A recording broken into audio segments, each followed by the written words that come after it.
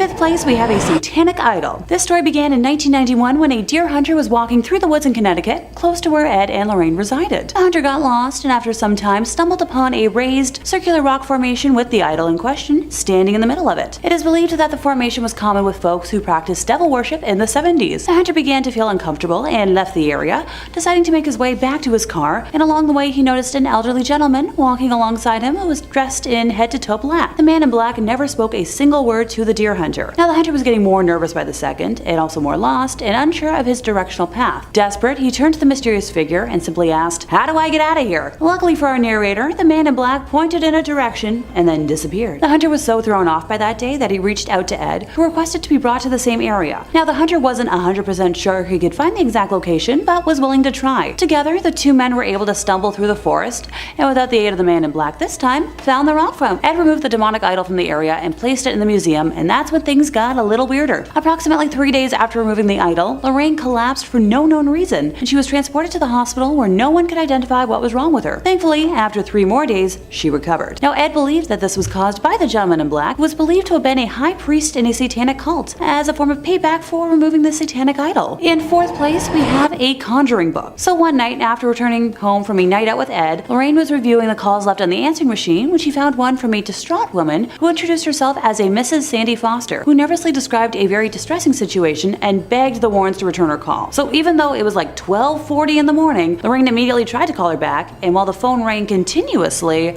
the connection was broken. Lorraine tried a few more times, going so far as to contact the phone operator and the operator's supervisor, who ran tests on the phone line and frustratingly didn't find anything weird. The next day, when the Warrens returned home from church, Lorraine immediately phoned the Foster home again. This time, Mrs. Foster answered the phone on the second ring and mentioned that the phone had never rang the night before, and Lorraine made the decision to go pay the Fosters a visit that afternoon. She and Ed arrived at around 2 p.m. and met not only Mrs. Foster and her husband, but also their 3 offspring, Abby, Joel, and Hannah, who had experienced most of the phenomena. Ed arranged his recording gear on a nearby table while Lorraine asked her permission to walk the house, which she was immediately granted. Mrs. Foster brought up that her daughter Meg, the 3 offspring Abby, Joel, and Meg, who had experienced most of the phenomena. Ed arranged his recording gear on a nearby table while Lorraine asked her permission to walk the house, which she was immediately granted. Mrs. Foster brought up that her daughter Meg had always been interested in the occult and had purchased a book on conjuring as a gift for Meg, and based off of the description Ed gave of it, I believe it was a copy of the Ars Goetia. Now Meg admitted to attempting to summon a few of the spirits in the book, but had lost hope because nothing had happened. Ed prompted further, asking for specifics on the experiences that had happened in the last week when only the younglings were home. So, let's set the scene. The boys were already in bed, and Meg had just taken a shower. After going downstairs to make sure the doors were locked and, the lights were off, Meg returned upstairs to the sounds of running water, and the faucets had turned back on without any human's touch. Now downstairs, the lights and the radio had turned back on as well. Meg went downstairs and watched the radio dial moving on its own. After turning it off again, she got halfway up the stairs when she felt an icy cold hand touch her on the shoulder, just for a second in the dark. Now Meg bolted up the rest of the stairs, into her room, shut the door, turned off the lights, and hid under her covers. Outside the door, sounds of heavy footsteps caused her to suddenly shake under her covers. And then, more noises joined in with the mysterious steps. A door downstairs slammed shut, accompanied by furniture being pushed around and crashing, almost as if an angry person had broken into remodel. When Meg was able to open her eyes again, she saw a silver light come out of the woods and glide into her room. The next thing she knew, some hand yanked her hair 3 times. Each time it pulled harder, until the 3rd time it made her eyes water. Now, she ran into her brother's room for safety, and he confirmed that he was also terrified by hearing the assorted unknown noises, accompanied by loud whispering he could not make out. The duo eventually gathered enough courage to call their parents at the home they were at, but by the time the adults returned, all of the paranormal action had paused, and they were convinced the offspring were making it up. On the second occasion, everything that happened was almost the same as the first, but this time they involved the family dog, who was snarling at something that no one could see. Now, Joel remembered it as strange because the dog was deaf and could barely hear noise. So when the Wards were hiding in a bedroom on this occasion, instead of a silver figure, they saw a dark purplish cloud that they were unable to look at directly. So Lorraine at this point had returned and reported that she had experienced an inhuman presence throughout the home, and asked Meg if she possessed, black conjuring candles in her room. And when she responded yes, Ed told the family that he and Lorraine can handle everything, but they should maybe head out for a drive while it was happening, for safety. Ed and Lorraine got to work the moment the Fosters left, determined to discover the true nature of the spirit's presence in order to dispel it. For provocation purposes, Ed used a crucifix and holy water, scattering the water at all 4 points of the cellar floor, and saying aloud, "In the name of Jesus Christ, I command all spirits, whether human or diabolical, to leave this dwelling and never return." On the first floor, Ed repeated the same procedure in each of the rooms. This process, known to any exorcist as binding, requires the infesting spirit to either show itself or move on. Having bound the cellar and all downstairs room without incident, the Warrens were ready to approach the second floor, where they knew difficulty was lurking. But as they prepared to act, a telepathically projected feeling of dread came over them, which is a distinct indication of an inhuman demonic presence. They pressed on and began climbing the staircase to the second floor. But as hard as they tried, neither Ed nor Lorraine could get any more than halfway up. Pushing against them was some impenetrable, unyielding force. So slowly, the Warrens backed down the stairs so as not to be knocked over backwards. And at the bottom of the stairs, for a brief second, diabolical laughter rang out.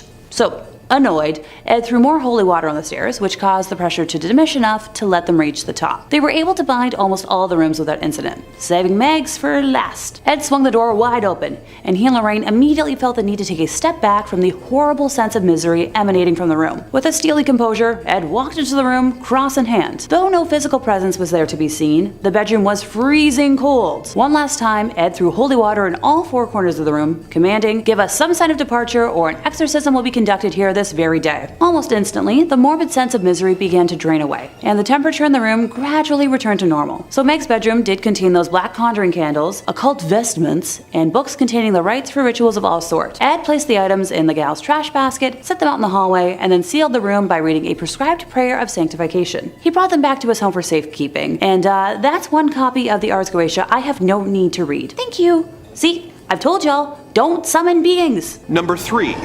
The Women from Lem statue. This limestone statue, also known as the Goddess of Death, was discovered in Lem, Cyprus in 1878. Its purpose, or exactly what it was meant to portray, has been lost to time, but many experts believe it may be a fertility statue of an unknown goddess. Whatever the reason for the carving, experts have concluded that it was carved sometime around 3500 BC. After being found in 1878, it was purchased by a man named Lord Elfont. Within 6 years of having acquired the object, Elfont and all 6 of his family members had died under mysterious circumstances. The statue passed to a man named Ivor Manucci, who died along with his entire family within 4 years of the purchase. The same thing happened to its next owner, Lord Thompson Noel, and his family. The statue seemed to disappear for a time before being acquired by Sir Alan Biverbrook, who had a wife, 2 daughters, and 2 sons. Yet again, family members began to drop like flies, with Biverbrook, his daughters, and his wife all passing within a few years. Fearing that they would be next, Biverbrook's sons decided to donate the statue to the Royal Museum in Edinburgh, Scotland, where it was soon put on display. However, the statue was not quite done, and the curator who had handled the statue mysteriously died the next year. The statue is still on display to this day, locked in a heavy glass display case. Number 2.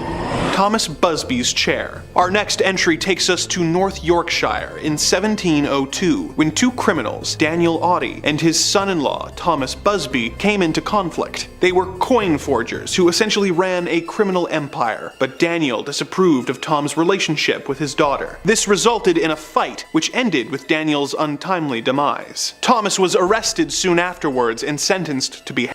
There is some variation in what happened next. Some versions of the tale say that Thomas was arrested at his favorite pub, and others say he was allowed back into the bar for his last drink before his death. Whatever the case, before being taken away, he told the other patrons of the pub, "May sudden death come to anyone who dare sit in my chair." He was then taken away and as the local historian and poet William Grange described it, the bones of the poor wretch who had committed murder to fester in the sunshine and blow in the tempest until they fell piecemeal to earth, and tradition yet tells tales of night wanderers being terrified when passing the dreaded spot. While Thomas began apparently haunting the spot across from the inn where his remains were displayed, the curse he laid on the chair began taking effect. Over the years, many brave souls sat on the chair to prove they were not afraid and paid the price. In 1894, a chimney sweep sat in the chair and was found the next day hanging next to where where Busby had been displayed. In 1967, 2 Air Force pilots sat in the chair as a joke, but when they were driving home that night, they crashed into a tree and did not survive. A few years later, a builder sat in the chair and fell off a roof later that same night. Not long after, a cleaner fell into the chair after slipping while mopping the floor and died of a brain tumor soon after. In 1978, the owner of the now renamed Busby Stoop Inn decided that too many deaths had occurred and donated the chair to the Thirsk Museum. Although they didn't technically lock the chair away, they did hang the chair on the wall, 5 feet off the ground, to prevent anyone from sitting on it and receiving Busby's fatal curse. Number 1. The Bassano Vase. Although it has fallen out of favor now, for centuries, a common gift given to brides on the day of their weddings were intricate ornate vases. Our next tale begins in the 15th century Italy and spans over 500 years. Legend says that on the day of her wedding, a bride in a village near Napoli found a gift with no clue which of the guests had given it to her. It was a 4-pound silver vase. She decided to put it in her room for safekeeping before the wedding ceremony, but when the ceremony was due to start, the bride was nowhere to be found. The groom went to her room to look for her and found her lifeless body on the ground, with no trace of what had caused the death, other than her desperately clutching the silver vase. The bride was buried, and the vase was passed on to one of her family members to be taken care of. Within days, the second member of the family was dead from unknown causes. The vase was given to another member of the family, and when he also passed away, the family made the connection between all the recent tragedies and the Bassano vase. Unsure what to do, they reached out to a local priest who, upon hearing the story, informed them that whoever had given it to the bride had either cursed it or made it from cursed materials. He advised them to bury it on sacred grounds. They dug a hole and wrote a note warning, "Beware.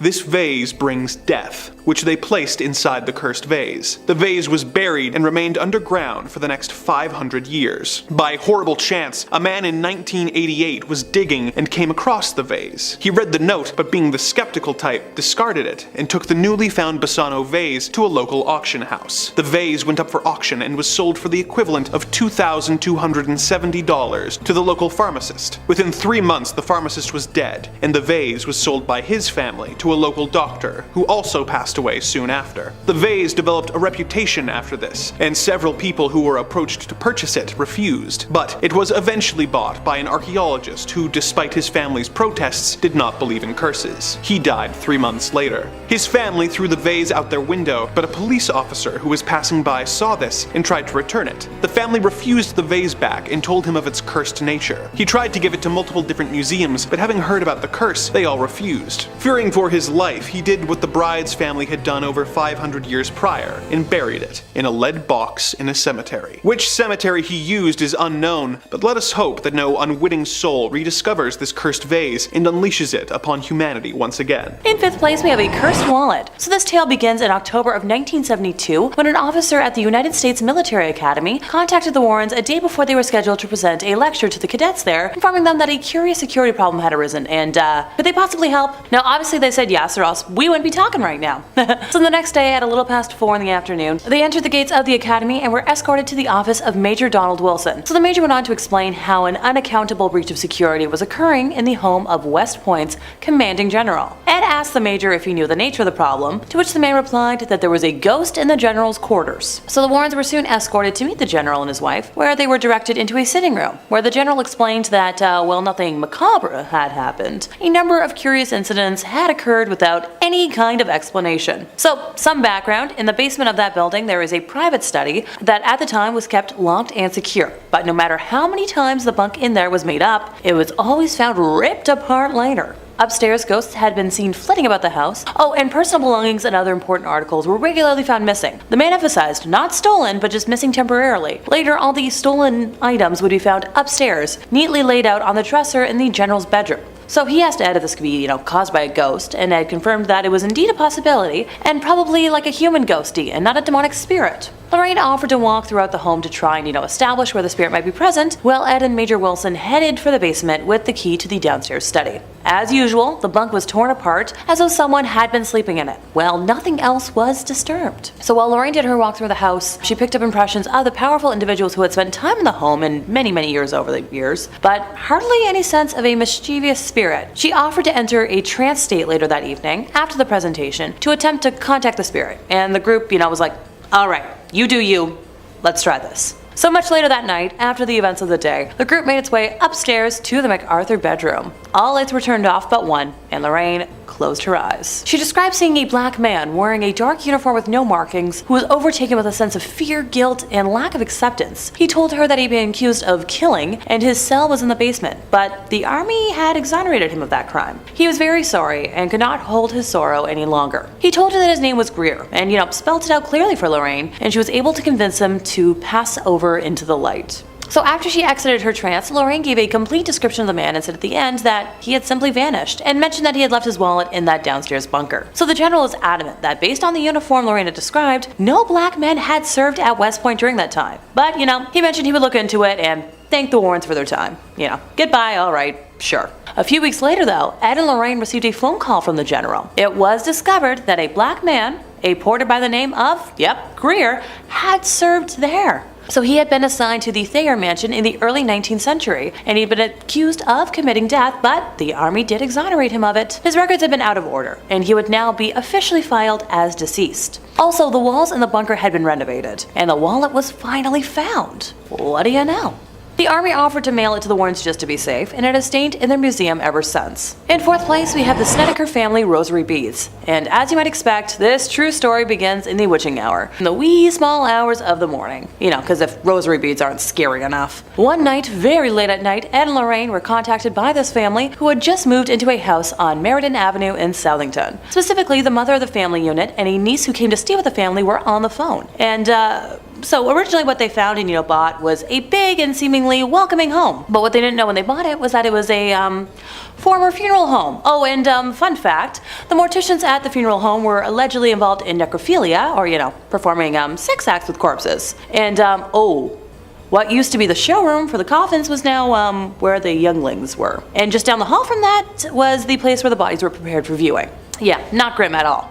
So the boys were the first to start talking about things they had seen and experienced, saying they were absolutely terrified, and the parents, chastised them at first for it, but the boys were so scared they started sleeping on the floor in the living room. Among the sounds they would hear were the sound of chains pulling the coffins upstairs, and there were no more coffins in the house. So the woman who called the Warrens were terrified, with the niece in a small bedroom in the back of the house, and the covers on her bed were levitating around her like there was a fan blowing them around. Lorraine said while the mother was on the phone with her, even more bizarre events started happening. So remember those rosary beads? Yeah, she had them in her hand, and while she was speaking, the beads were actually being pulled apart and falling to the floor. Lorraine and Ed went over the next morning with the family's parish priest, and a blessing the house seemed to do absolutely nothing to calm things down. And that's when the Warrens decided to call the bishop's office. So the church eventually sent an exorcist, which seemed to sort of do the trick, but not before one last hurrah from whatever the heck was believed to be haunting the house, because demons don't like to give up without a fight. There was this huge tree in front of the house, and half the tree, with no wind, broke off and fell on the property. The family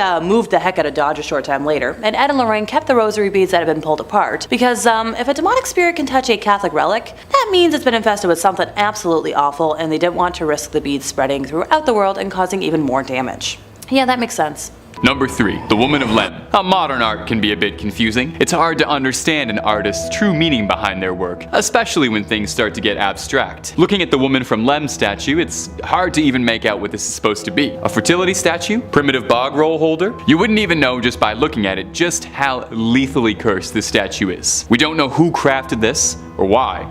But we do know that under no circumstances whatsoever should you ever touch the Woman of Lem statue, lest you're looking to incur the wrath of a centuries-old evil. The statue was first uncovered in 1878 in Lem, Cyprus, giving the statue its name. Carbon dating suggests the statue was formed around 3000 BC. Hey, wait a minute. Do you think Otzi the Iceman ever saw this statue? You think maybe it's the same curse? Was life just significantly more cursed back then? Now back on hand to the topic. Once the statue was found, it began to wreak havoc almost immediately. Legend says 4 families are purported to have lost someone after touching the statue. The first owner, one Lord Elfont, a lord during Cyprus's time as a colony, lost 7 members of his family after acquiring the statue. Sometime afterwards, the next lord to acquire it, Ivor Minucci, obtained the statue and lost his entire family in the span of 4 years. The next victim, one one Lord Thompson Knoll. Just like the others, his family passed away within 4 years. The stories say that eventually, his remaining surviving sons, understanding that they had a responsibility to rid themselves of this generational evil, gave the statue off to the Royal Scottish Museum in Edinburgh for safekeeping, or maybe just to pass the curse along like a vicious cycle of regifting. Within a year, the museum curator passed away mysteriously. Right now, it's still kept there, locked away behind a glass box, never to be touched again by human hands. Let's try and keep it that way. Number 2, the Hope Diamond. Now, the Hope Diamond has shown up a few times on this channel before, and for good reason. It's considered one of the most haunted objects on the planet. The diamond was first uncovered in India, with reports claiming that the diamond was plucked from the eye of a statue of the goddess Sita, the goddess of beauty and devotion. Legend has it that the first person who ever stole the diamond was attacked by dogs shortly after taking it. From here, the diamond made its way through countless hands, never staying in one pair of hands for too long though. It's said to have been owned by King Louis XVI and Marie Antoinette, who as far as I know, never had anything too bad happen to them. You know, at least nothing worth losing your head over. That's a little history joke for you. Look up the French Revolution, or Assassin's Creed Unity. It's the same thing. Throughout the diamond's storied history, it's been said that just about every owner of the Hope Diamond suffered a horrific fate. 14 confirmed deaths and owners throughout history, and that's only the ones we know of, as there could be countless more. The jeweler who recut the stone into its current form, William Falls, died a ruined man in poverty and hardship after his son Hendrik stole the stone from his father, who would later be prompted to take his own life as repentance for his crime. After passing from owner to owner under grisly circumstances, it finally made its way to Harry Winston, an American jeweler who, possibly making the first smart choice of anyone on this list, thought it better to play with his odds, and donated the diamond to the Smithsonian Museum of Natural History in 1958, where it currently resides sealed away to this day. So what happened when it became museum property? Well, the curators of the Smithsonian were thrilled to receive it, and have said that they consider the gem a crown jewel of their diamond collection, and that in all the time it's been in their watch, no one has suffered any ill effects, and if anything, visitors have gone up. Maybe Indiana Jones was right. Maybe it belongs in a museum. Number 1, King Tut. Now, number 1 on our list might be a little bit esoteric. It's the curse of King Tutankhamun, so not quite an object, but worth noting. King Tutankhamun, or King Tut as his close friends like to call him, is arguably the most famous pharaoh of all time. Uncovering his tomb was a landmark moment in Egyptology and archaeology, with his tomb serving as something of a golden goose for archaeologist Howard Carter, who spearheaded the excavation attempts of King Tut's tomb. It took years upon years of concentrated efforts hunting for it, but in 1922, Howard Carter, under the commission of Lord Carnarvon, uncovered the late pharaoh's mighty tomb. Howard Carter, Lord Carnarvon, and their companion Evelyn Beauchamp, the daughter of Carnarvon, were the first people to ever step inside King Tutankhamun's resting place in centuries. Unfortunately, it wouldn't go so well for them. The first victim was Lord Carnarvon. Upon entering the tomb, he was bitten by a mosquito, and mere weeks later, the bite became deeply infected, poisoning his blood, leading to a loss of life. The author of Sherlock Holmes, Sir Arthur Conan Doyle, upon reading this story in the news, had theorized that there was a curse put in place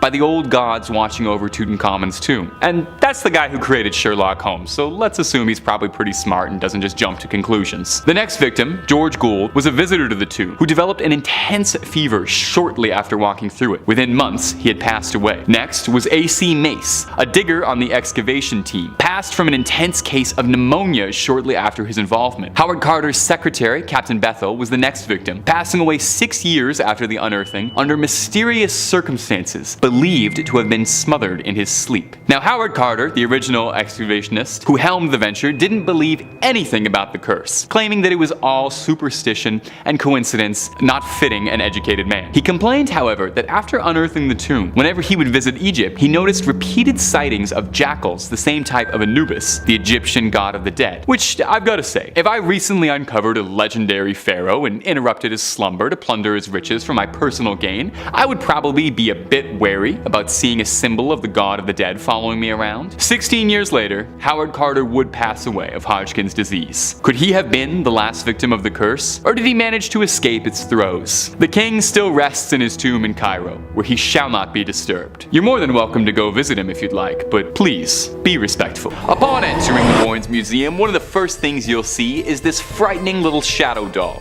made of bird feathers and real human teeth. The Warren's son-in-law and current proprietor of the museum, Tony Spera, offers a bit of insight on the doll, saying it was originally acquired at an antique shop, where it was being sold, and the owners of the shop, being none the wiser of the doll's evil, had it for sale. That's totally on the antique shop owners though. You come into possession of a doll made of bird feathers and human teeth, your first instinct should be to bury it with some rosaries, not stick a price tag on it, but I digress. The doll's curse works by taking a photograph of the doll, and when it develops, writing the curse you'd like to inflict and sending it to your victim. The person who then opens the envelope and sees the doll in the photograph will invite the curse into your home. The real question I have about the Shadow Doll is, do you think it is jealous that it's not the most famous haunted doll in the Warrens' collection? I know I'd probably have a hard time sitting next to Annabelle all day while everyone comes to gawk at my movie star sister. And no wonder the doll is cursing people. If you're having fun, drop a subscribe and catch new scary videos every single day. Number 4. The Brick from Borley Rectory. A brick? Okay, you're running out of ideas and it's only number 4. Well, bear with me, okay? It's not just the brick, it's the story behind the brick. And besides, a brick is actually pretty scary on its own. It doesn't even need to be haunted. Just imagine it being thrown into a window. Bam, very scary. Anyway, this particular cursed brick comes to us from Borley Rectory, one of the most haunted houses in the United Kingdom, and I gotta say, possibly one of the worst named buildings in the country. Borley Rectory sounds like a horrible medical infection. Borley Rectory could be its own video based on all the alleged hauntings and stories that have taken place in its hallowed walls. Since the 18th century, it's been home to all sorts of reported hauntings. It checks off all the usual requirements for a haunted domicile. To name a few: unexplained footsteps, ghostly apparitions, bells ringing without reason, whispers of a headless monk that would wander the halls, horse-drawn carriages being commandeered by a headless horseman, seeing shadows, and one ghastly nun who just maybe served as the inspiration for the nun from the film The Nun. There is a lot going on at this haunted building. So, naturally, it's a great spot for two famed demonologists, and sometime in the 1970s, Ed and Lorraine Warren ventured out to the UK to investigate the Borley Rectory and see if maybe they could put a plug in some of this. Upon entering, Lorraine declared almost immediately that she could feel the presence of a nun's spirit.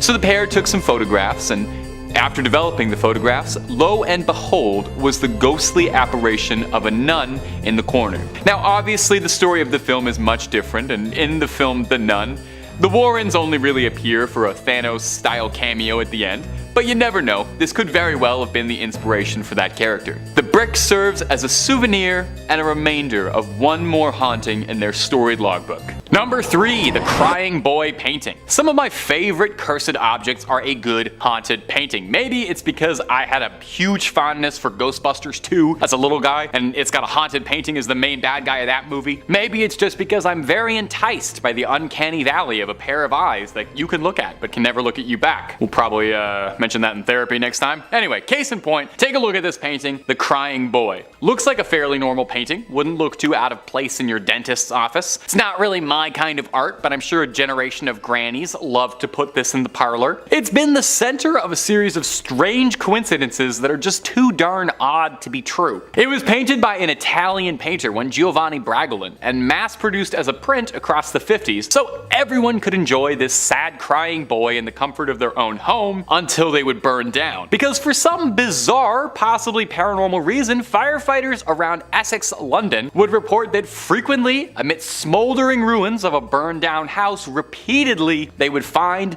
the Crying Boy painting completely untouched by the flames, even when everything else had burned to ash. Now, this happens once, that's bizarre. 2, very strange. If this happens 3 times, you've got yourself an outright paranormal mystery on your hands. The British tabloid The Sun loved the story and was spreading stories of the cursed paintings like a house on fire. Too soon?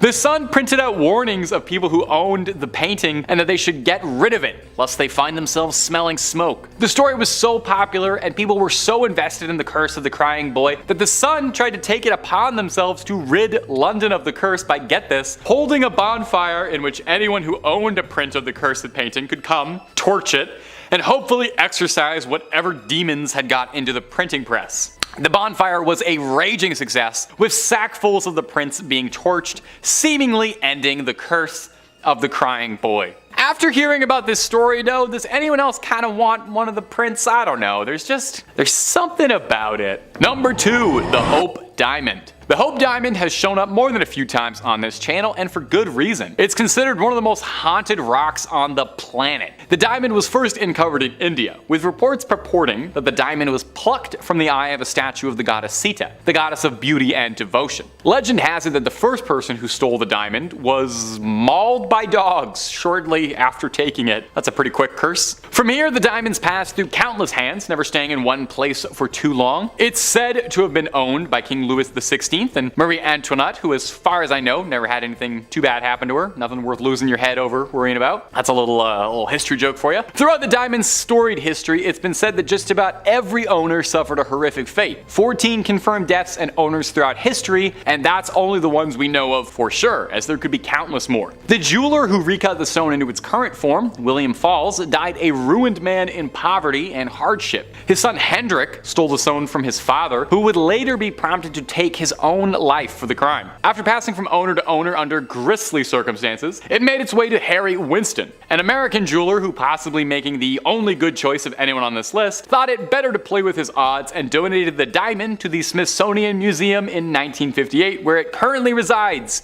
sealed away. The curators of the Smithsonian were thrilled to receive it and have said that they consider the gem a crown jewel, and that in all the time it's been in their watch, no one has suffered any ill effects. Maybe Indiana Jones was right. It belongs in a museum. That's too many Indiana jokes in one video. Too many Indiana jokes. I'm excited about the new one. I can't believe old Harrison Ford's coming back again for the millionth time. He's always coming back. Number 1, Robert the Doll. Every good list of cursed objects should definitely include one cursed doll. I know we had the Shadow doll up there, but that was like a starter cursed doll. We got better ones. So that's why we're gonna finish up this list for today with a classic haunted doll. Dolls are just inherently a little bit scary when they're not being used for make-believe, and they're especially scary when they carry a series of unfortunate urban legends with them, like the case of Robert the Doll. Maybe you've even heard of Robert the Doll, maybe from this very own channel, maybe from this very own host, because I mentioned him in the first video that I ever did. It's all full circle. He's one of the more notable cursed dolls out there. If you're in the cursed doll community, you probably know him. Robert has been haunting for over a century. He used to be the property of one Robert Jean Otto, although he shared a name with the doll, he preferred to be called Otto. Maybe because of the doll he wanted to be called Otto. Anyway, Otto received Robert as a boy from his grandfather, who obtained the doll through unknown means. Trying to trace wherever it came from has proven fruitless, as no toy company has ever been found to have produced it. Now, the young Otto loved Robert and had a very active imagination to a degree that would unsettle his parents. He would refer to the doll in first person and brought it everywhere with him, even dressed it in his own clothing. Otto would say that he would hear Robert talk to him and would see him move. Children who passed the homestead when walking by would say that they claimed that they saw Robert in the windows watching them. Otto would blame all these mishaps on Robert. Injuries, breaks, anything that happened, it was because Robert had told him to do it, or that Robert the doll had done it. And this behavior kind of understandably deeply worried Otto's parents. Otto kept Robert until the day of his death in 1974, where he then traveled from home to home, causing a path of misfortune wherever he went, until he eventually found himself in the Key West Art and Historical Society,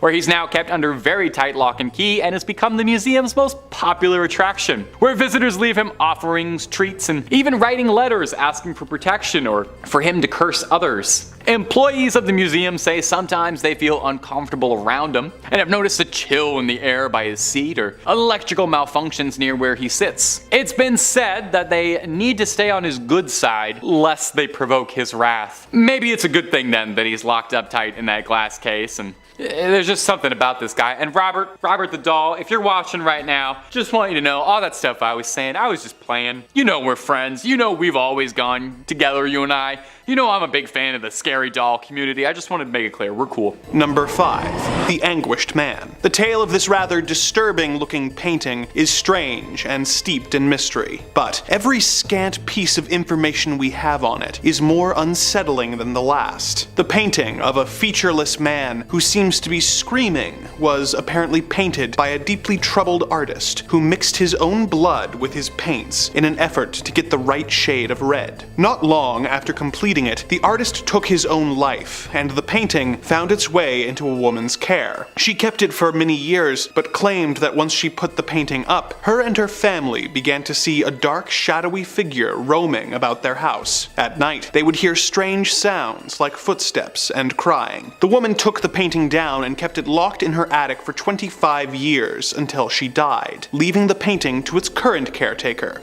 Sean Robinson. Sean had been warned by his grandmother that the painting was haunted, but he thought little of it. Robinson kept the painting in his basement for about a decade before rediscovering it and putting it up. Once again, the family began seeing the dark, shadowy figure roaming the halls and hearing the sound of weeping and moaning during the night. Sean began leaving a camera on by the painting to try and get evidence of its paranormal nature, and upon reviewing the footage, heard some odd noises and saw evidence of doors opening and closing seemingly by themselves, and the painting falling over onto the ground. As time went on, the activity became more and more intense, with his wife seeing a strange mist and an unseen force pushing his son down the stairs. Things went from bad to worse when guests who came to see the painting began reporting intense and sudden nosebleeds. Sean takes the painting out from time to time to show it to paranormal investigators and television programs who want to hear his story,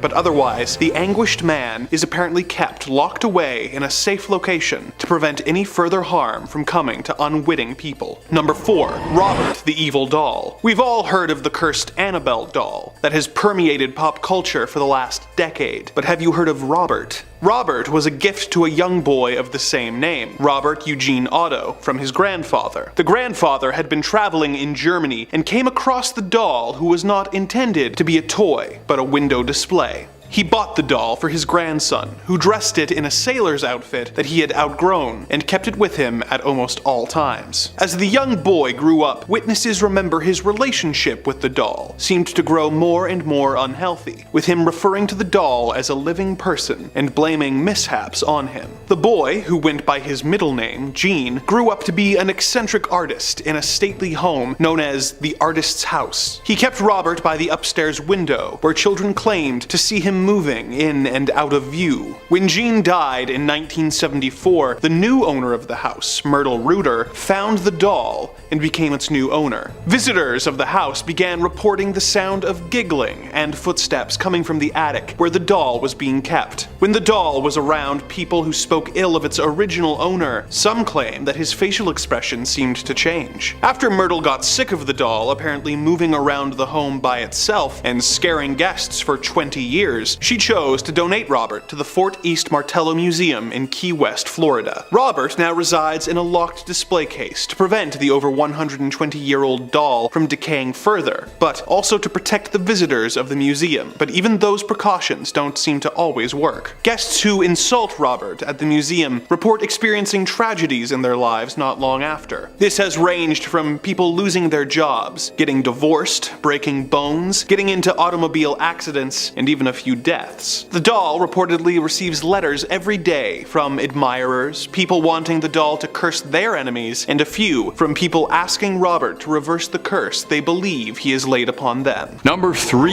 The Grand Grimoire. Our next entry has been formally referred to as the Gospel of Satan. It's different from Satan's Bible, and is said to be a cursed book whose knowledge had to be sealed away to protect humanity. So this might be the most dangerous book ever published after Hop on Pop. The Grand Grimoire was said to have been penned by a priest in the 16th century who was possessed by a litany of demons who compelled the man to put their knowledge to paper. Acting as a scribe for the demons, the man wrote everything they knew about dark incantations, spells, instructions on how to cast rituals, how to bind a demon to make it do your bidding. Wait, a demon wrote this book? A demon gave instructions about how it wants to be bound to a human and serve humans? That's a freaky little demon. That's not all though. There's a step-by-step recipe for a little necromancy if you're down to dabble in some dark arts and make some bones dance to your rhythm. The book really covers all the fun stuff you've been told not to do. Now it's not all brimstone and hellfire too. There's rituals on how to manipulate your look, how to conduct a seance,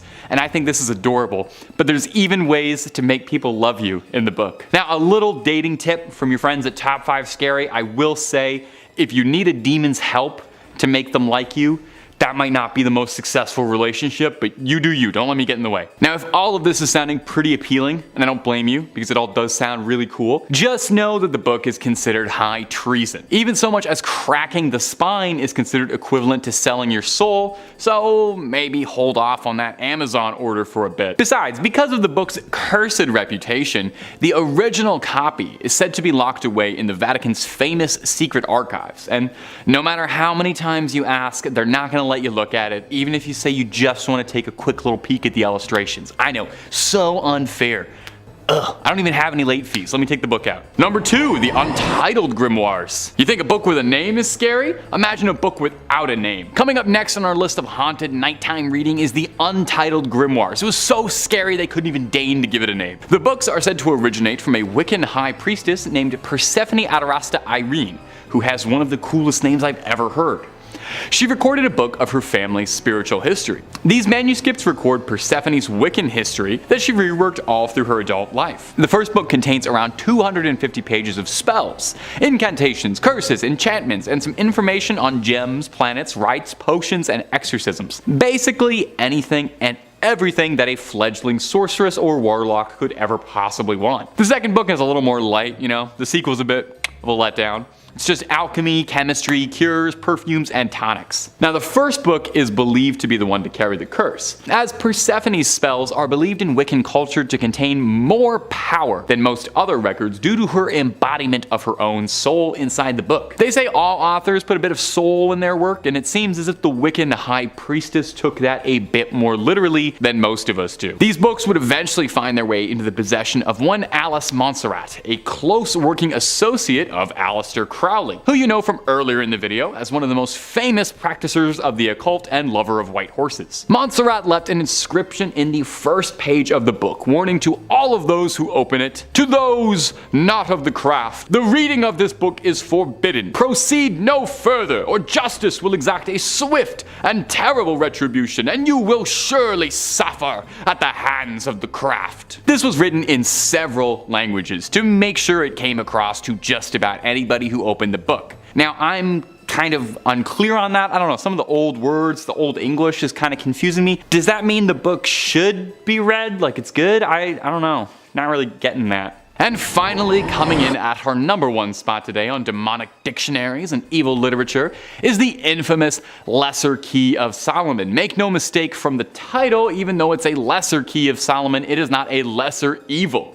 It's an anonymously authored grimoire on demonology, so not written by Solomon. It's also known as Clavicula Salomonis Regis or Lemegeton, is a grimoire. It's a book of magic that gained significant prominence in occult literature. Now, the grimoire is attributed to King Solomon, the biblical figure renowned for his wisdom and mastery over supernatural forces. It's believed to have been compiled in the 17th century, though it draws upon earlier occult tradition and texts.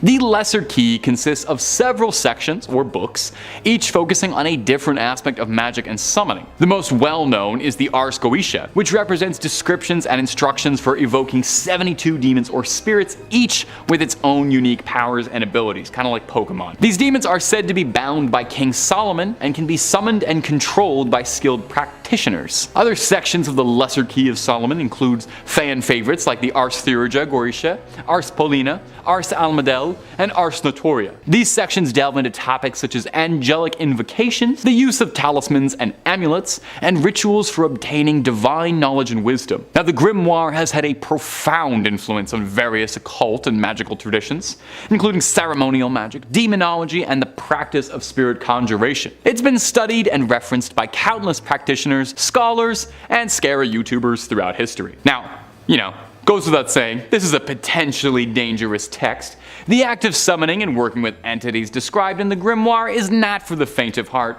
and really should be saved for those with a bit of spiritual expertise under their wizard hat. Number 5. The Book of the Sacred Magic of Abramelin the Mage. The Book of Abramelin, or more formally, the Book of the Sacred Magic of Abramelin the Mage, is a Jewish magic text that is thought to date back at some point in the 14th or 15th century. Now, Now, it wasn't this initial publication that gave it such a notoriety. There wasn't really a lot of book reviewing going on back then. It was when it was upheld by the 19th and 20th century magicians who made up the Hermetic Order of the Golden Dawn, which kind of sounds like a fake bad guy from an RPG, but is a British secret society dedicated to the practice, research, and upholding of old occult magic ways. Can't be that secret though, because I'm talking about it. One of the founders of the Golden Dawn, one SLM Matters, created the first ever English translation of the book in the 1890s, drawing from a 17th century French translation. Mathers' translation became the definite magic text of the 19th century, eventually helping inspire Aleister Crowley, the legendary occultist and fixture of one of the best Ozzy Osbourne songs ever. There's all kinds of spells and magic inside the text. Some highlights include spells on how to conjure someone into a donkey, summon a monkey to do your bidding, how to bring forth spirits to fetch you goods. The key point in the text, however, is an epic multi-month ritual that, if performed correctly, will allow the sorcerer to commune with their guardian angel other half. The book posits that everyone's guardian angel is another part of their essence, a spiritual other. The ritual involves, I don't really know how to say this politely. You have to get blissfully intimate with the angel, and once this honeymoon period is over, the caster then has to summon up and conquer unredeemed spirits of the infernal regions of hell to conquer them, and then will be able to be master of the spirit domain. That all sounds pretty complicated though, honestly, so all things considered, maybe it's for the best that this one's locked away. I don't really need to mess with magic, that's above my pay grade, and I'm not looking to get too intimate with my significant other guardian angel anytime soon. But if you're looking for more true tales of terror, fake frightening fibs, cursed relics, ancient evils, ancient cryptids, aliens, conspiracies, ghouls, goblins, and way more of this guy, Top 5 Scary is the only place to be. So stay subscribed, make sure you hit that little bell so you don't miss a scream, but, and I know this is a big ask, do that at the end of this video, because I got 4 more cursed books coming for you right now. Number 4, the Codex Gigas. When it comes to cursed and demonic books, the Codex Gigas is one of the biggest ones around. Like, literally. Codex Gigas translates to giant book, which isn't a very scary name, but when you see the size of this behemoth, it starts to make a bit more sense. The thing is massive, 2 feet long. While giant oversized illuminated manuscripts were fairly common around this era, this one stood out for its immense size and also the impressively scary rumors surrounding the cursed text. It's occasionally been dubbed Satan's Bible due to the interesting legend behind its origin. Now, supposedly the story goes that a monk by the name of Herman the Recluse, which same, honestly. Anyway, Herman was condemned to death for heresy and was to be walled up alive and starved. In a desperate plea to save himself, Herman tried to convince the prior and the abbot that if he could pen a manuscript to honor God's glory and contained all of human knowledge and history in one night, that he could be let free. The abbot agreed, thinking that this was, of course, an impossible task. Well, he didn't know that Herman was the John Wick of penmanship, who wrote until midnight, wearing his fingertips down, and in a moment of desperation, made a prayer to Lucifer, and asked for his eternal soul in exchange for the book's completion in order to repent for his heresy. I totally get it, you know? I've done some pretty crazy things trying to write my script in time for a deadline too. I sold my soul earlier this week to get Top 5 UFOs in on time. I get it. Now, not poking any holes in your logic here though, Herman, but I will say maybe selling your soul to the devil is part of the reason you got into this mess, because that actually sounds a ton like heresy. A variation of the legend states that Herman worked for years on the manuscript, day and night, but still asked for the devil's assistance anyway, the lazy bastard. Anyway, the legend states that Satan signed the Bible with an illustration of himself. The ego on that guy. The book contains a birth of information. Like they said, it was supposed to be everything humanity had attained up to that point. Now these days, the Codex Gigas is preserved in the Natural Museum in Sweden, where you can admire the line work of Herman the Recluse and his ghost author, Satan. Number 3, the Satanic Idol and the human skull. No way. No way a satanic idol and a human skull are haunted. No way. The skull was given to the Warrens, apparently as a gift, and I sincerely hope they kept the gift receipts for that one, because it's not the kind of thing I'd like, but they probably loved it. Now, the satanic idol is a slightly different story. The tall, slender, bizarre idol doesn't immediately scream Satan or satanic, but all you need to do is take a single look at it to be unnerved. It's definitely not the kind of thing you'd ever want to be face to face with, or I don't know, see in a scary clearing in the woods. And yet for one lonesome hunter, that's exactly what happened. Apparently, the idol and the skull with it were taken from the woods nearby the Warren estate by a local hunter who had found them both. The hunter claims that he was approached by a man in mysterious black garb who ushered him away. Obviously, a little shaken and stirred by such a bizarre experience, went to the only people he thought he could trust with something like this, and he took the idol to the Warrens for safekeeping. Now, after he brought it to them, Lorraine Warren fell deeply ill almost immediately after bringing the idol into their home, with no one able to correctly diagnose what was happening to her. Ed believed that his family was being targeted for welcoming the idol into their home. You'd think that a pair of story demonologists like this would have seen this coming, but you know, we all make mistakes. Lorraine recovered, obviously, and although no details emerged on how she did or what they did to purify and cleanse the idol, we can assume most likely it was probably blessed, exorcised, and doused in holy water of some kind. Otherwise, it wouldn't be fit to sit amongst their treasures. It now rests inside the museum, alongside all their other haunted relics, patiently waiting for Hollywood, where I've heard it's very open to hearing offers for a 3-picture deal and some spin-offs if that's on the table. Number 2. The organ.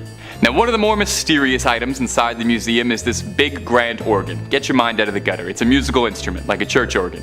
The church organ was recovered after authorities seized a haunted house in Connecticut. Having close ties to the Warrens, the authorities asked if there was anything they might like to retrieve from the site. The house burned down mysteriously not even days after the organ was removed. Ed Warren, lover of all things haunted and a good bargain, had a great interest in this organ, and keeping of his self-imposed duty of controlling haunted objects, took it upon himself to take it home.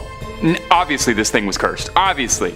Ed Warren would say that he would hear songs being played from it discordantly throughout his home whenever no one was around. And when Ed would venture forth into his office to investigate it, the music would stop as soon as he opened the door. He says this would occur every time he tried to investigate it, happening 3 different times. Eventually, losing sleep over one more haunted relic, Ed Warren contacted a friend at the clergy to come bless it. He would have a priest come by every 2 weeks or so to bless his home and to bless every item in the museum to keep the spirits docile. It begs the question, with this much effort, why even keep cursed items in your home? The organ at least seems benevolent, but Annabelle, the skulls, the satanic idols, why them? Well, Ed and Lorraine believed by keeping these items under supervision, it meant they were safe from outside interference and no one else would be put at risk. The pair feared that if any of the cursed objects were destroyed or damaged, then they could release the spirits back into the world, free to cause more mayhem. This same reason is why, despite the passing of the Warrens, the museum is still kept up and open and maintained.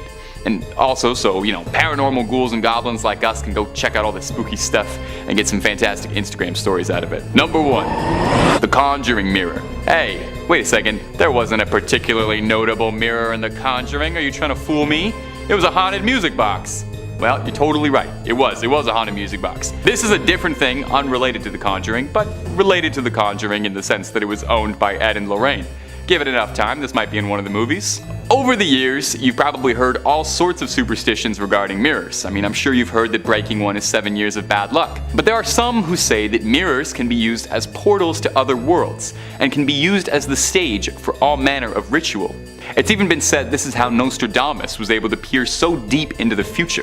This desire caught the attention of one Stephen Zellner, a Connecticut native who wanted to try a little soothsaying of his own. He acquired the mirror and performed a ritual on the art of kleptomancy, dangling the mirror from a thread into a pool of water, where supposedly, if performed correctly, you'll be able to see visions in the reflections below. Well, as the story goes, for Zellner, it worked, and he saw brief glimpses of his future, but didn't see the spirits that had been kept inside the mirror which he invited into his home, wreaking all manner of havoc on him. Doors would slam shut, drawers would fly open, objects would be hurled across the room, the poltergeist classics. Knowing that he'd invited something dark that he couldn't handle into his home, he reached out to the church for an exorcism and was referred to Ed and Lorraine. The pair exorcised the spirits back into the mirror, sealing them back. Knowing that it wasn't safe to leave the mirror in the hands of Zellner, the two offered to take it off of his hands, protecting and controlling the evil inside, and adding it to their collection of delightful cursed relics where it now resides. Number 5. The Shadow Doll. Coming up on the number 5 spot today is part of the collection owned by the late Ed and Lorraine Warren, big top 5 scary fan favorites. One of the first items you'll see when entering the Warrens' Haunted Museum is this terrifying little shadow doll made of bird feathers and real human teeth. The Warrens' son-in-law and current proprietor of the now defunct museum, Tony Spera, offers a little bit of insight on the doll, saying it was originally acquired at an antique shop where it was being sold, with the owners of the shop being none the wiser of the doll's evil. That's completely on the antique shop owner though. You come into a possession of a doll made of bird feathers and human teeth, your first instinct should not be to stick a price tag on it. You should toss it into the ocean or burn it, something like that. Spera claims that the doll's curse works by taking a photograph of the doll, and then when it develops, you write the curse that you'd like to inflict on the back of the photo, and you send that to your victim. And the person who opens the envelope and sees the doll in the photograph will invite the curse into your home. Now, probably a lot of pictures of the shadow doll behind me, or pictures of the shadow doll being interspersed in this video right now. I just want to tell you, I don't have any curses in mind. I didn't write any curses down.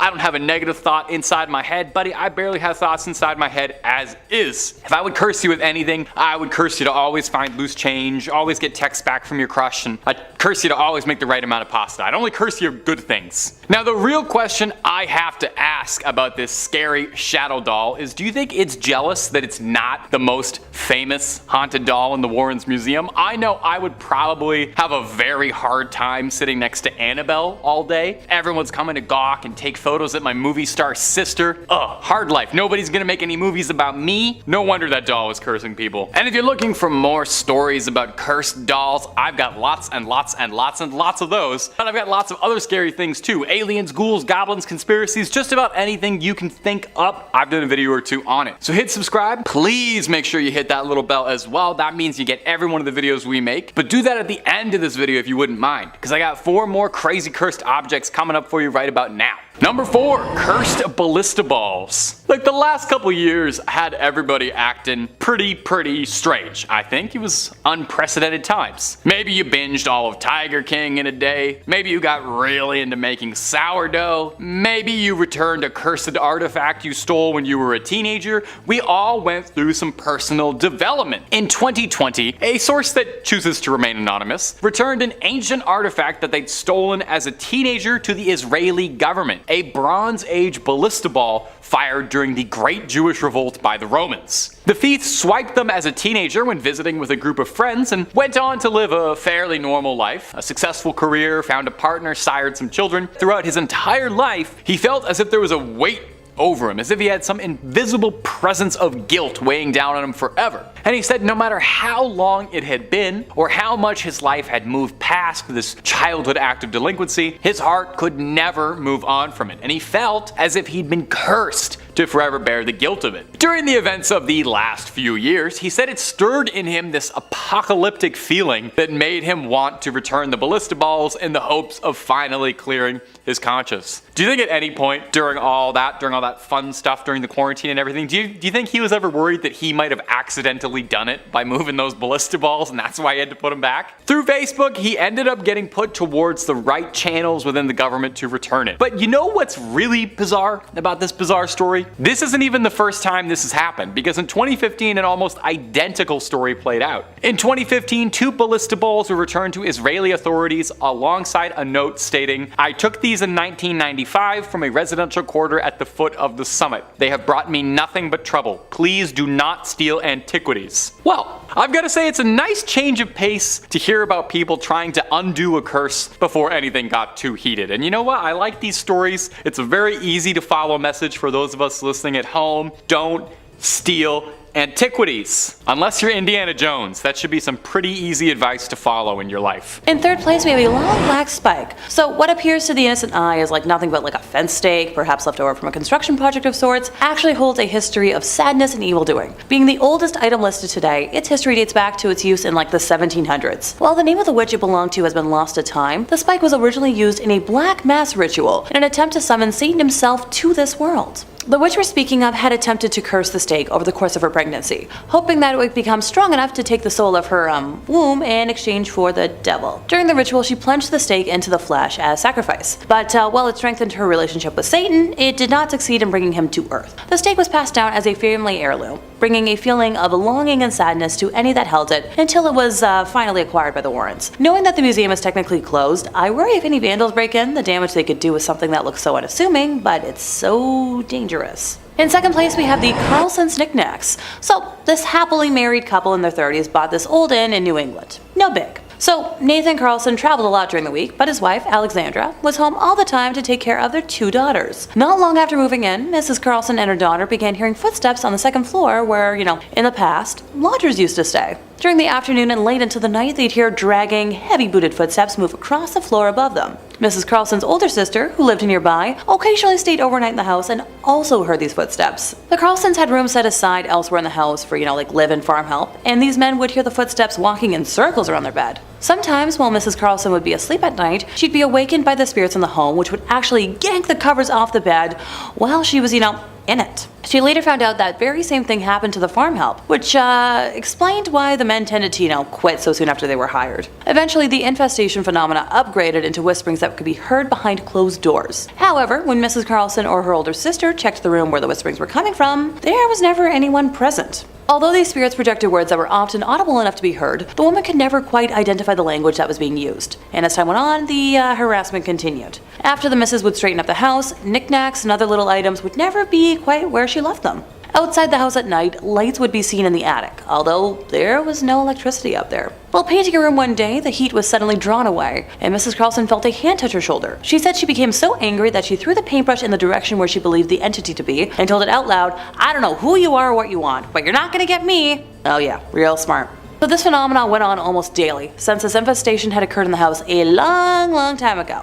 Exact date unknown. Both the kitchen and the bathroom water faucets would suddenly turn themselves on, full force at the same time. And on occasion, Mrs. Carlson would hear 3 knocks at the front door, which, that's a sign of an inhuman presence. But whenever she'd go to the door, there would be nobody there. On the second floor, a visitor reported seeing a snake on the window ledge after hearing 3 taps on the window, yet there was no nearby tree the reptile could have climbed. Ew, say, snakes, nope. Oh, it gets worse. While living in the house, the Carlsons had another spawn.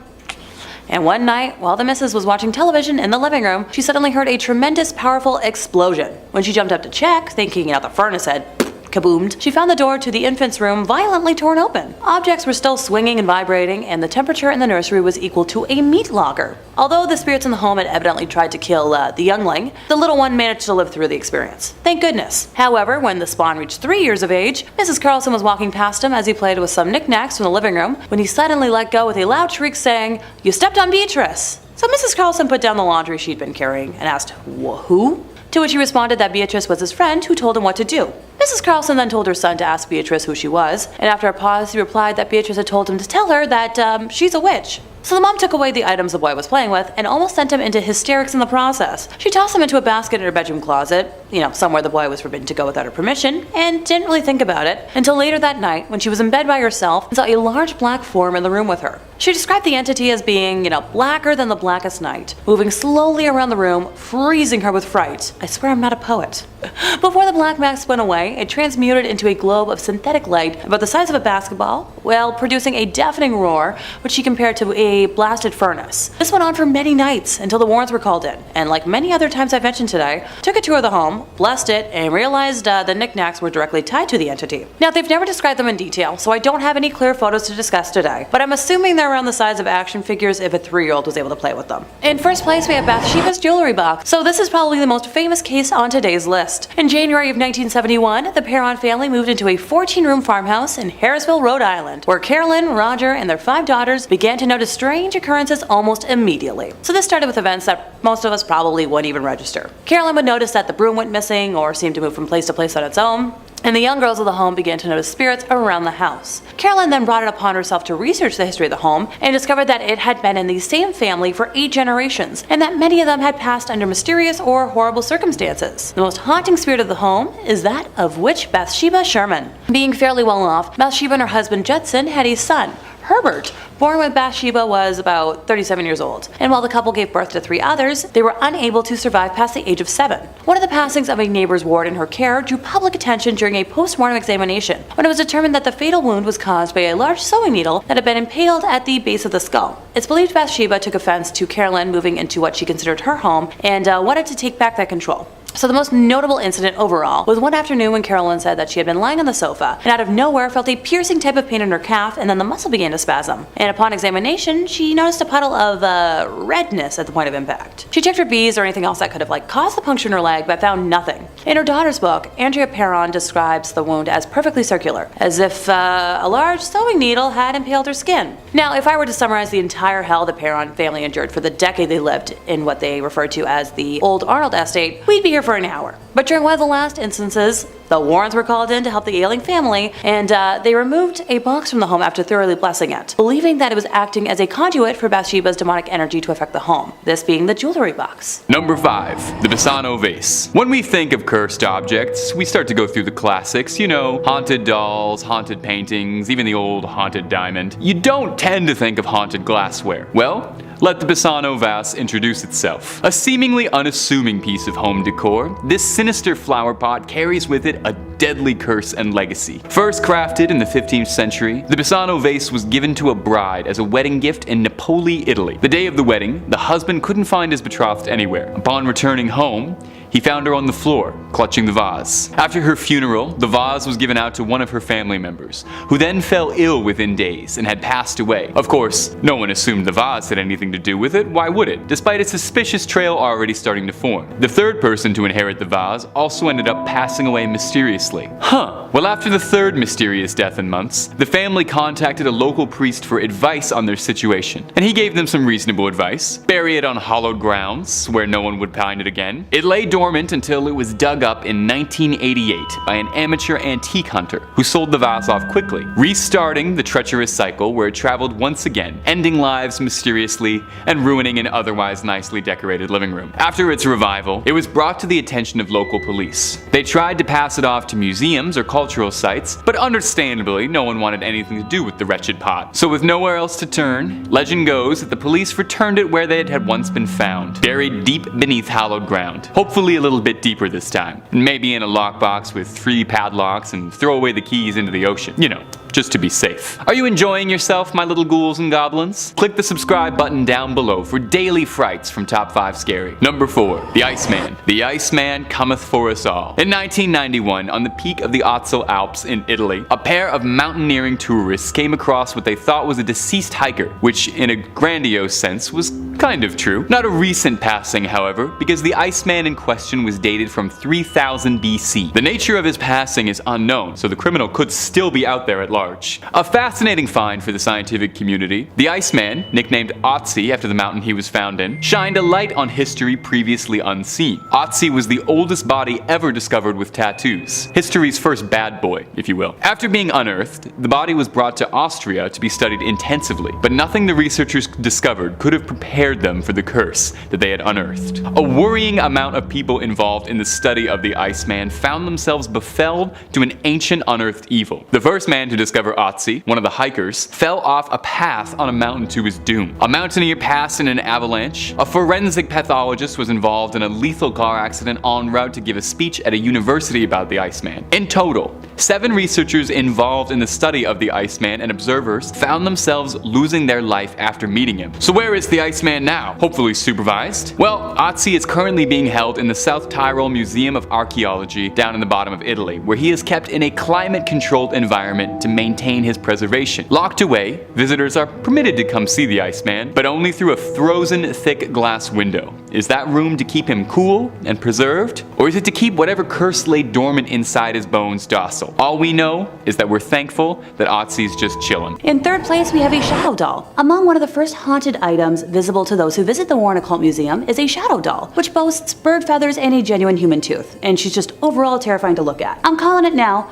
She better join that TV universe one day. For reference, a shadow doll is a statue or deity of sorts that is made specifically for harm to be used at the center of curses. I happen to know the steps for the most common curse, and while I'll leave out a step for safety, I promise I'll elaborate. Now, the caster would first need to take a picture of the doll, write a curse on the back of the photo, and then send it to whoever the curse is aimed for. You know, hopefully you've got their mailing address. The person who receives the picture with the curse will sadly invite that curse into their lives. Oh, almost forgot. The doll is also going to appear in that person's dreams, so enjoy your nightmares, folks. While not too much is known about the origins of this specific doll, it was initially purchased in a secondhand store under the assumption that it was simply, an antique. I've got a couple of old dolls myself, and I'm shuddering to think about what they would do if activated by any kind of curse. Some of them talk enough already. In second place, we have Black Magic Mask, which is a concept in theosophy, mysticism, and the paranormal, of a materialized thought form, typically in human form such as an imaginary friend or being that is created through spiritual practice and intense concentration. In simpler English, the masks act as a representation of the practice, which is a form of mysticism that involves creating sentient and autonomous beings separate from oneself. The concept of tulpas and their creation, including the word tulpa, come from a closed Tibetan Buddhist practice, with tulpa being a Tibetan word for a creature of the mind. Tulpas did not become part of Western paranormal lore until around the 1970s, and those who practice have been cited as wearing masks similar to Halloween ones in order to take on the appearance of whatever the mask looks like. If anyone is curious about modern practices and appropriations of tulpamancers, the interweb origins can be traced back to 4chan message boards in 2009, and I'm not going to elaborate on just how awful that sentence was to utter.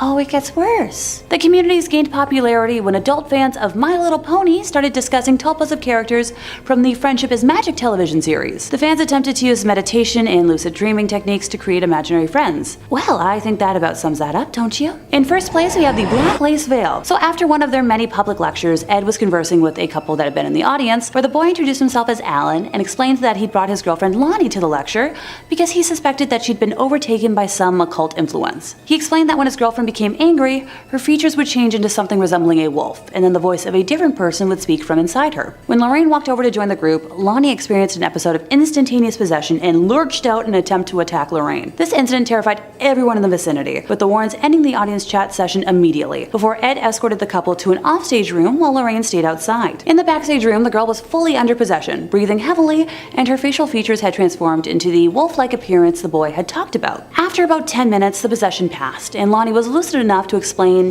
dealing with memory loss, along with losing hours and days of her life over the last 3 months, which is a symptom common in possession. She went on to share that originally her now boyfriend, Alan, had refused all of her advances and bribery attempts at becoming hers, and she had resorted to visiting a store prominent in selling tools to help with witchcraft, purchasing there a book on the black arts, and later that night performing a ritual for acquiring lovers. This ritual involved, you guessed it, the black lace veil, on top of which she placed a crown of goat horns before renouncing God in her baptism, along with swearing allegiance to Satan, finishing the ritual by washing down the vow with a cup of animal scarlet elixir. About a month after Lonnie performed the ritual, Alan began paying her the attention she craved, making her entitled world perfect. What she hadn't counted on, however, was that she was now in debt to the demonic, having given them permission to enter her life. Ed knew immediately that Lonnie would have to undergo an exorcism as soon as possible, and made contact with a priest the next morning, who was able to come assist with the procedure. Upon arrival, the priest insisted on testing the spirit, so he instructed Lonnie to close her eyes and slowly count to 20, while his assistant stood behind her and placed a cross around 6 inches behind her head. The entity possessing the girl suddenly went wild, screaming, "Take it away! It burns!